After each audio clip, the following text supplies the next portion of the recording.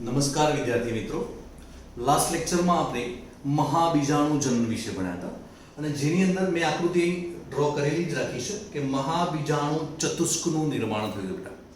હવે મેં તમને એવું કીધું હતું કે લઘુ બીજાણુ જનનમાં ચાર પરાગચતુષ્ક જે બને છે, બરોબર છે, જે ચારે ચાર સંવિભાજન પામી શકે છે. જ્યારે મેં તમને આમાં કીધું કે મહાબીજાણુ ચતુષ્કમાં જે ચાર બન્યા છે, લાસ્ટ ટાઈમનો ટોપિકની વાત કરું છું, એમાંથી એક જ સક્રિય બનશે મહાબીજાણુ, બાકીના ત્રણ અવનત પામશે. તો એ એક સક્રિય બને છે તો એ શું ક્રિયા કરે છે ભ્રૂણપુટમાં, એ આજે ભણીએ છીએ. એટલા માટે આપણી થિયરી છે માદા જન્યુજનક ભ્રૂણપુટ. હવે સમજો કે આમાંથી આકૃતિ એટલા માટે રાખી છે કે આમાંથી એક જે મહાબીજાણુ જે છે એ સક્રિય બન્યું, જે બતાવ્યું છે ભ્રૂણપુટમાં એક મહાબીજાણુ. ત્યારબાદ એ મહાબીજાણુ સંભાજન પામશે. હવે સંભાજન પામે એટલે બે વિરુદ્ધ ધ્રુવ તરફ બે ભાગમાં વિભાજિત થશે. તમે જોયું કે એનું જે કોષ કેન્દ્ર છે એ બે ભાગમાં વિભાજિત થશે વિરુદ્ધ ધ્રુવ પર. ત્યારબાદ બે વાર સંવિભાજન પામશે. એટલે આમ તો અહીં સીધું બે વાર જ બતાવ્યું છે, આમ તો બે વાર આપણે અલગ અલગ રીતે બતાવી શકીએ કે એકમાંથી સંવિભાજન પામે એટલે બે બને, પણ અહીં તમને મેં સીધા ચાર બતાવી દીધા છે. અહીં પણ આમાંથી એકવાર સંવિભાજન પામે એટલે બે બને, બે માંથી ચાર બને, એટલે સીધા અહીં સંભાજન જે છે બે વાર થાય છે એવું વિચારી લેવાનું, બરોબર છે. તો તમે જોયું કે એક જે મહાબીજાણુ સક્રિય બન્યો હતો કે જે ભ્રૂણપુટનું નિર્માણ કરશે, એટલે માટે એક બીજાણુક વિકાસ કહેવાય, મોનોસ્પોરિક, બરોબર. હવે જોજો કે આ જે મહાબીજાણુ જે છે એનું સંભાજન થયું. ફર્સ્ટ વાર સંભાજન થશે એટલે બે વિરુદ્ધ ધ્રુવ પર બે કોષ કેન્દ્રો ગોઠવાઈ જશે. ત્યારબાદ બે વાર સંભાજન થતા 4 અને 4 બંને વિરુદ્ધ ધ્રુવ પર 4 4 શું કહે કોષ કેન્દ્રો ગોઠવાઈ ગયા, બરોબર.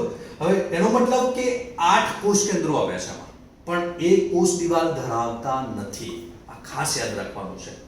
તો 8 એ 8 કોષ કેન્દ્રો હવે આની અંદર એટલે ભ્રૂણપુટ, આ ભ્રૂણપુટ જ છે, બરોબર, કે ભ્રૂણપુટમાં કેવી રીતે ગોઠવાય છે એની આપણે ખાસ વાત કરીશું. હવે જોજો જે 8 કોષ કેન્દ્રો બન્યા છે મિત્રો સંભાજન દ્વારા, એનો મતલબ કે 3 વાર સંભાજન થયું છે, બરોબર.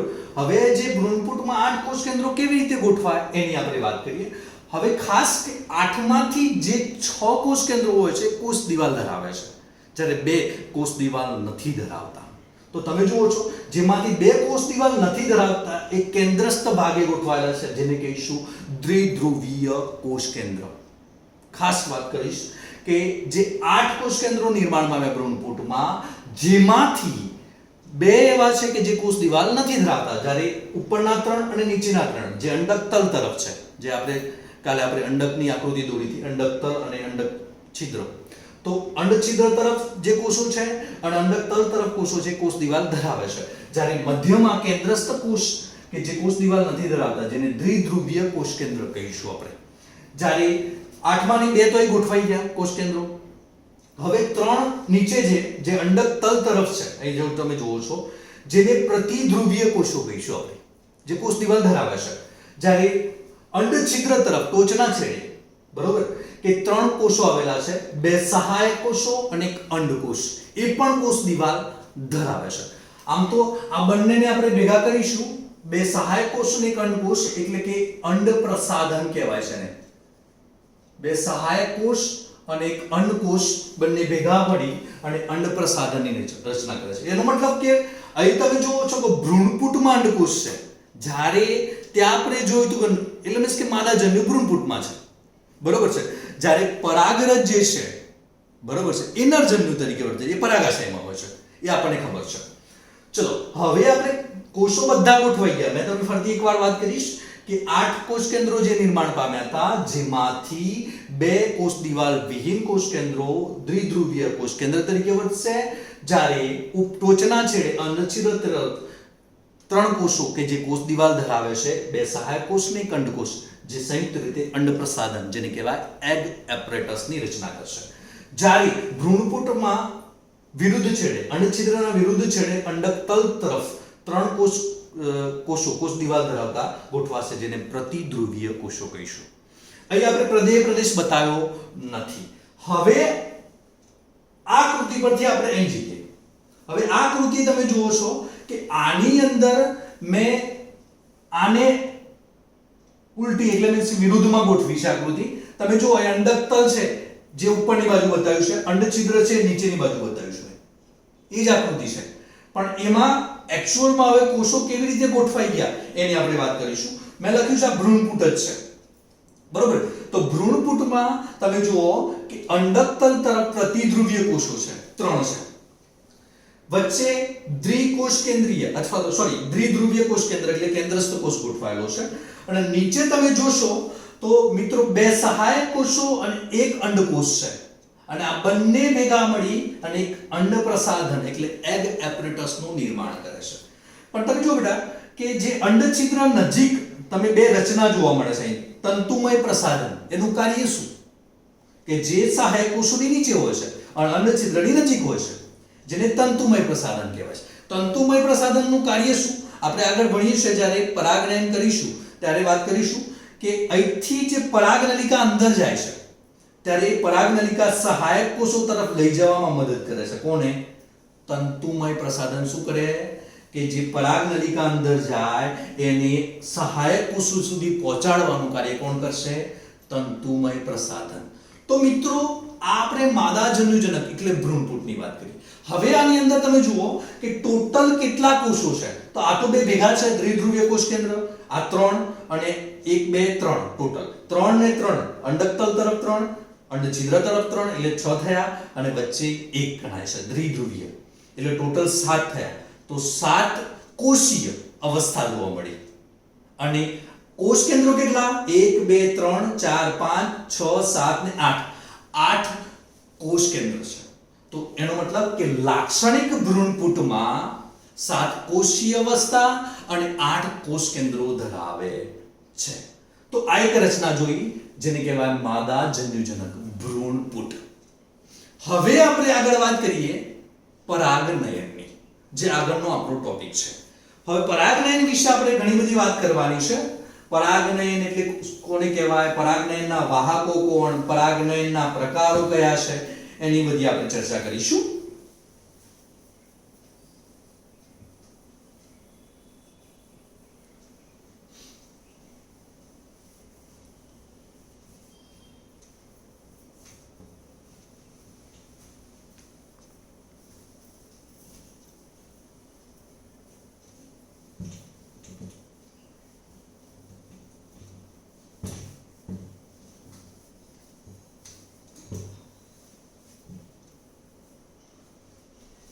હવે મિત્રો પરાગનયન વિશે વાત કરીએ આપણે.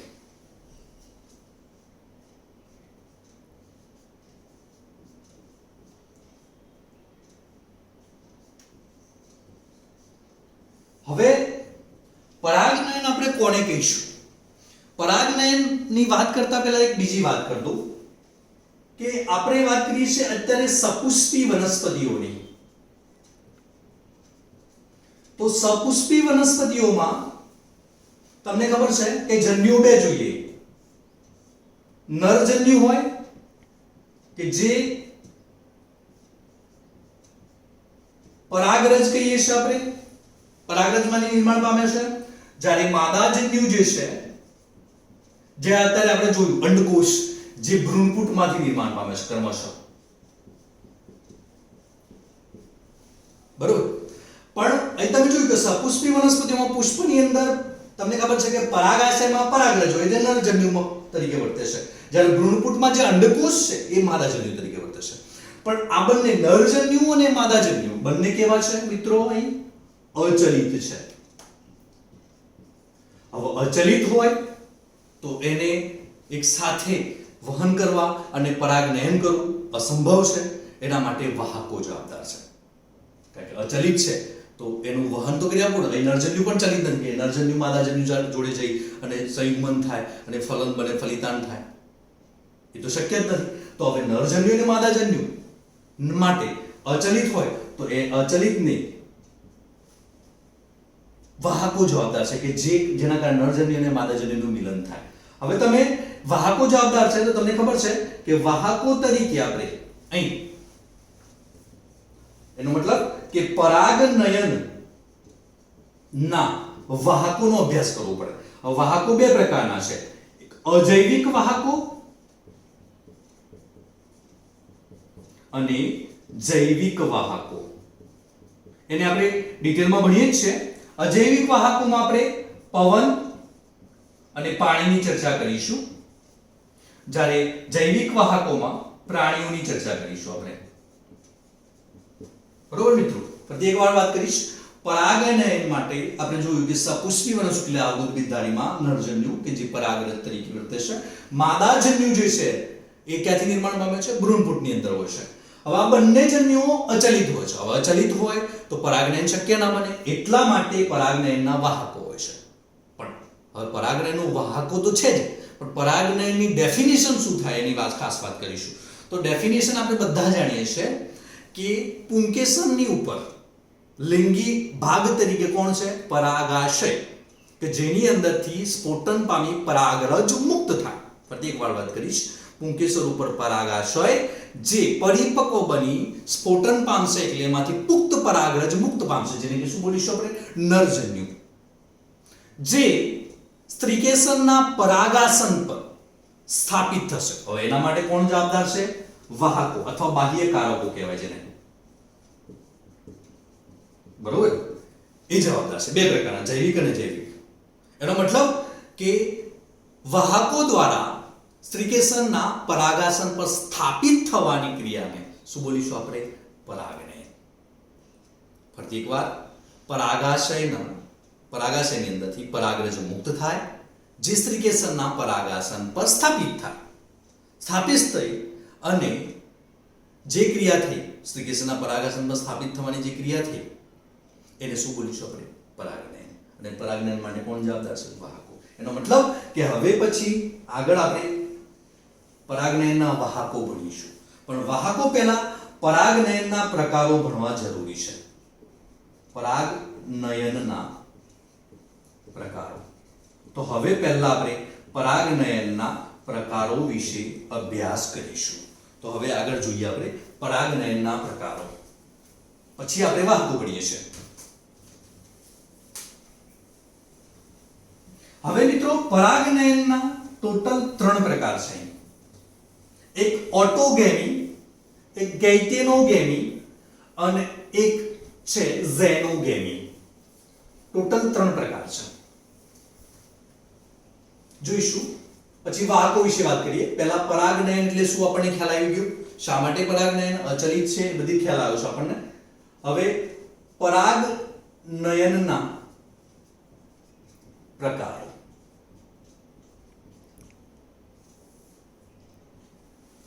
હવે પરાગનયનના પ્રકારો આપણે વાત કરીએ છીએ. એમાં પહેલો પ્રકાર છે એ કરીને લખીશું આપણે સ્વફલન, જેને કહીશું સ્વપરાગનયન.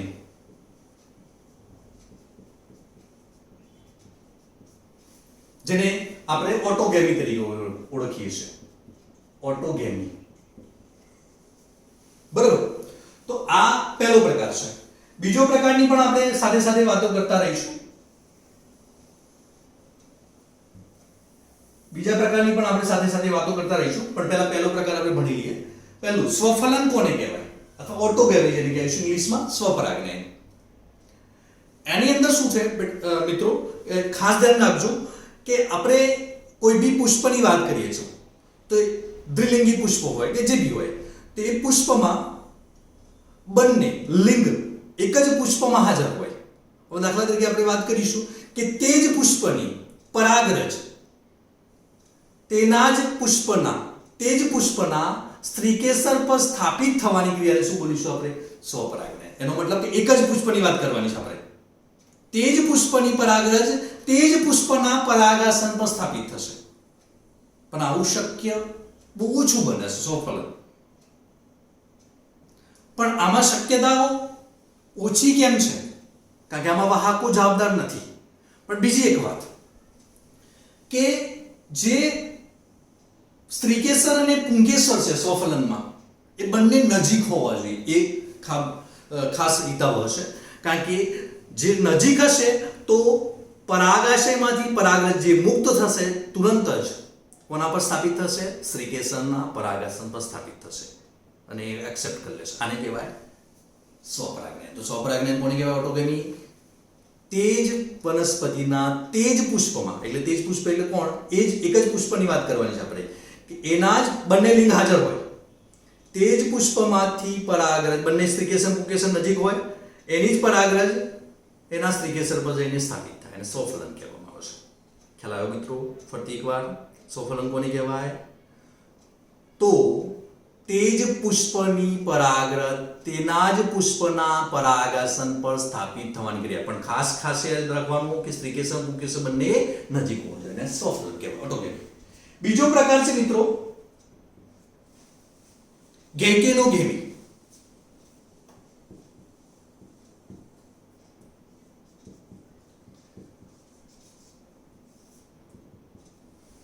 હવે ગેટેનોગેમીમાં ખાસ યાદ રાખવાનું છે કે કાર્યાત્મક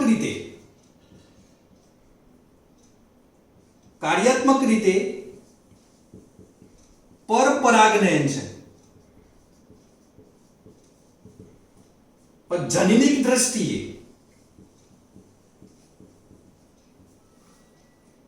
એ સ્વફલન છે.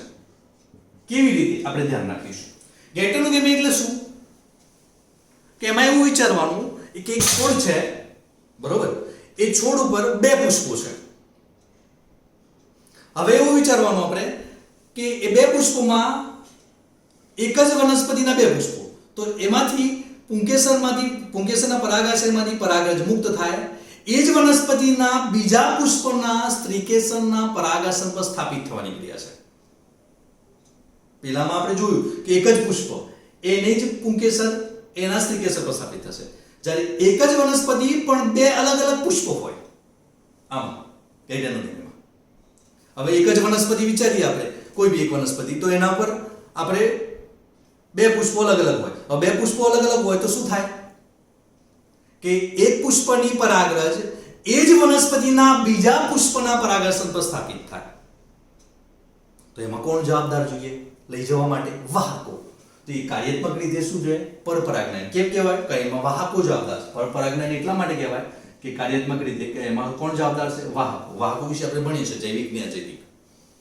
જ્યારે જનીનિક દ્રષ્ટિએ શું કહેવાય? કે સ્વફલન કેમ કહેવાય? કારણ કે એ જ વનસ્પતિનું અન્ય પુષ્પ છે, એટલા માટે એનું શું બોલ્યા આપણે? સ્વફલન કહી શકાય. ખ્યાલ આવ્યો? જનીનિક દ્રષ્ટિએ સ્વફલન કેમ કીધું? કે એ બીજી વનસ્પતિ આપણે ચેન્જ નથી કરી, એ જ વનસ્પતિના અન્ય પુષ્પ બજાય છે, એટલે સ્વફલન કહેવાય. પણ એના માટે જવાબદાર કોણ છે? વાહકો. એટલે કાર્યાત્મક રીતે શું કહેવાય? પરપરાગનયન. બરોબર. ચાલો, ત્રીજો પ્રકાર છે આપણો.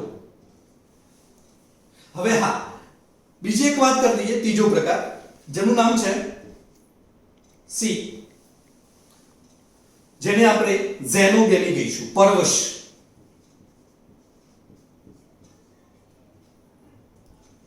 ઝેનોગેમી. આને પરપરાગનયન પણ કહેવાય, પરપરાગનયન. આટલું પૂર્ણ થાય એટલે પછી આપણે સ્વફલનમાં થોડી ડિટેલમાં વાત કરીશું આપણે. હવે પરવશ એટલે ઝેનોગેમી, પરપરાગનયન કહીશું આપણે એને. હવે પરપરાગનયનની વાત કરીએ છીએ આપણે, તો એની અંદર શું થાય કે બે અલગ અલગ વનસ્પતિઓની વાત કરવાની આપણે આમાં, કે જેમાં વાહકો જવાબદાર છે જ. દાખલા તરીકે બે અલગ અલગ વનસ્પતિના પુષ્પો છે, તો આમાં તો શું થશે બેટા? જનીનિક દ્રષ્ટિએ પરાગરજ ચેન્જ થઈ જવાની. શું થશે? કે એક વનસ્પતિના પુષ્પમાંથી પરાગરજ મુક્ત થઈને વાહકો દ્વારા અન્ય કોઈ વનસ્પતિ, જુદી ભિન્ન જાતિની વનસ્પતિના સ્ત્રીકેસરના પરાગાસન પર સ્થાપિત થશે. એને શું બોલીશું આપણે?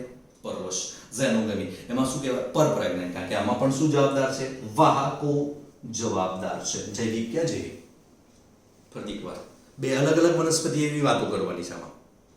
જ્યારે આમાં એક જ ફરી એકવાર વાત કરીશ, આમાં એક જ વનસ્પતિનું એક જ પુષ્પની વાત કરી, તે જ પુષ્પની.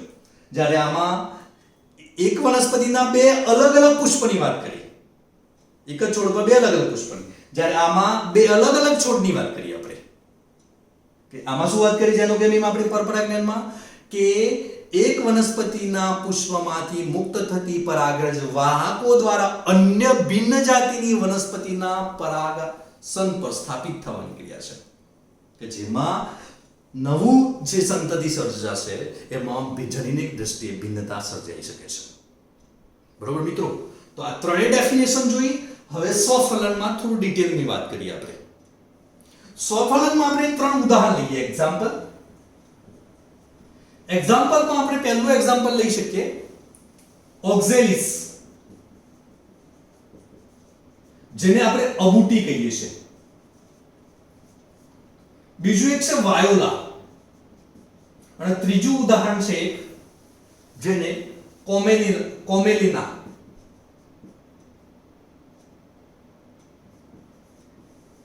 બરોબર, તો ત્રણ ઉદાહરણ આપણે લઈએ સ્વફલનમાં, એને સમજીએ.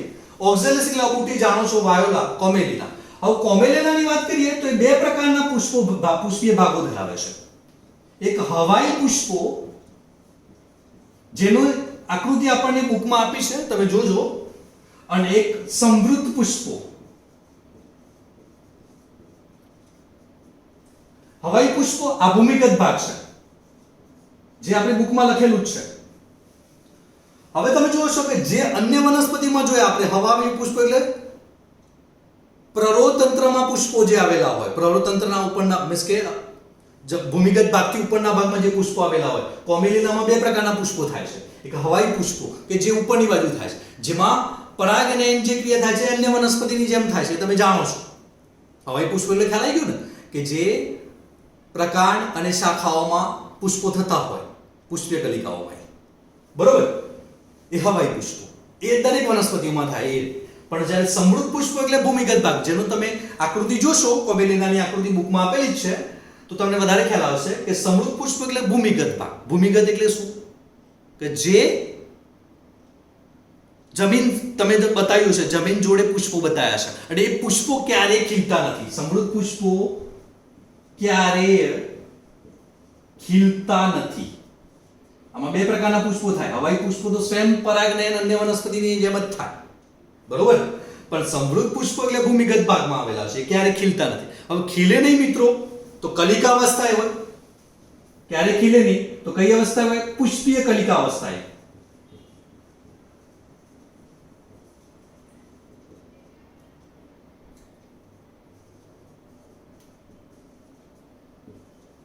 હવે પુષ્પીય કલિકા અવસ્થાએ જોવા મળે છે, તો એમાં તો શું થશે? કારણ કે પુષ્પ ખીલ્યું જ ના હોય તો પુંકેસન સ્ત્રીકેસન અંદર જ હશે. તો શું થશે કે પરાગનયન ઝડપથી થશે, અને એમાં પરાગવાહકોની જરૂર ન હોય. કારણ કે પુષ્પ કલિકા અવસ્થા એટલે ખબર છે તમને, ખીલ્યું ના હોય ત્યારે એ ટાઈમે શું હોય? વજ્રપત્ર ઉપર યુક્ત હોય કે મુક્ત હોય? યુક્ત હોય. સમજણ પડી? એકબીજા સાથે જોડાયેલા હોય અને કલિકા અવસ્થા હોય. એટલે શું થાય? અંદર પુષ્પની અંદર પુંકેસન સ્ત્રીકેસન પરિપક્વ બને ત્યારે પરાગરજ મુક્ત થઈ અને પરાગાસન પર સ્થાપિત થઈ જાય, પરાગાશયમાંથી મુક્ત થઈને.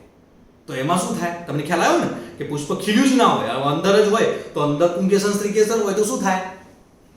પરિપક્વ બને પરાગાશય, ત્યારે પરાગરજ મુક્ત થઈને એ જ પુષ્પની અંદર જે સ્ત્રીકેસ હશે એના પર સ્થાપિત થઈ જાય. બંને નજીક હશે તો આમાં પરાગવાહકોની જરૂર ના પડે.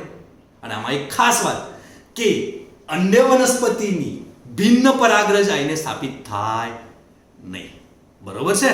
તો આને આપણે સમૃદ્ધ પુષ્પોની વાત કરીશું. બરોબર? અને હવાઈ પુષ્પો તે તો તમે જાણો જ છો. બરોબર? હવે આપણે વાત કરીશું આગળ પરાગનયનના પ્રકારો પૂર્ણ કર્યા આપણે. હવે પરાગનયનના વાહકોની વાત કરીશું.